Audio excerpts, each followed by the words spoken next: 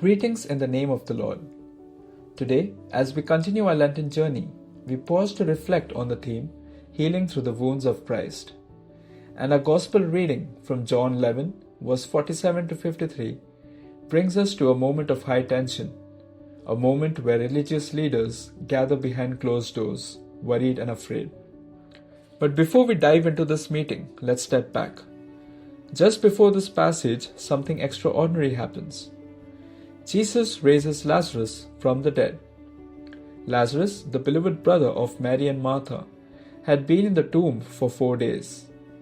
When Jesus arrives, he weeps at the tomb, but then calls out, "Lazarus, come out."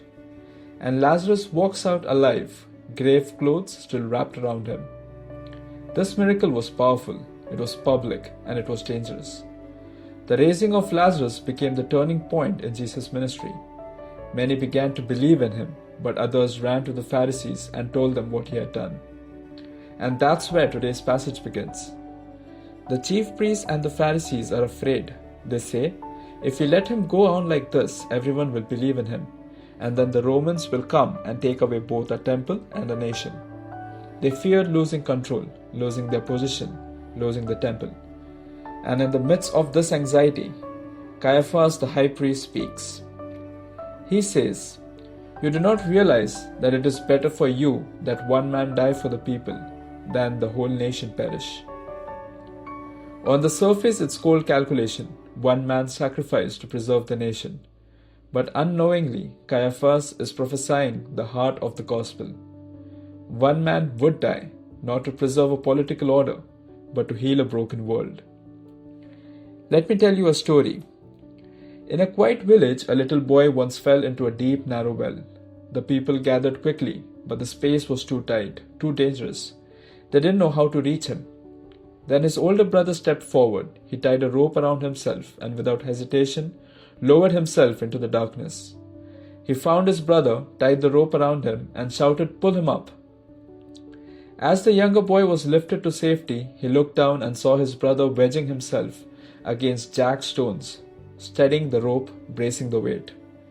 When they finally pulled him up, his hands were bleeding, his back was torn, but his brother was safe. That, dear friends, is what Jesus has done for us. He didn't send help from a distance. He descended into our pain, our sin, our fear. He took on the full weight of our humanity, and in lifting us up, he bore the wounds himself. Isaiah 53 verse 5 tells us, "He was pierced for our transgressions, crushed for our iniquities. The punishment that brought us peace was upon him, and by his wounds we are healed." This is a mystery at the heart of our faith, that healing can come through wounding, that life come through death, that the cross, a Roman instrument of execution, becomes a tree of life. But Christ's healing is not only physical. Let me tell you one more story. Corrie ten Boom, a Dutch Christian who helped hide Jews during World War II, was imprisoned in a Nazi concentration camp. She suffered greatly and watched her sister die there. Years later, after the war, Corrie spoke at a church service about forgiveness. At the end of the service, a man approached her. He smiled and said, "Thank you for the message.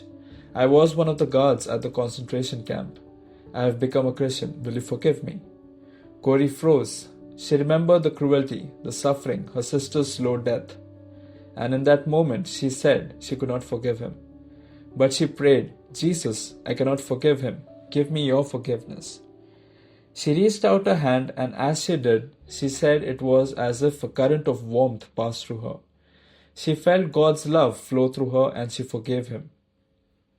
She later wrote, "Forgiveness is not an emotion.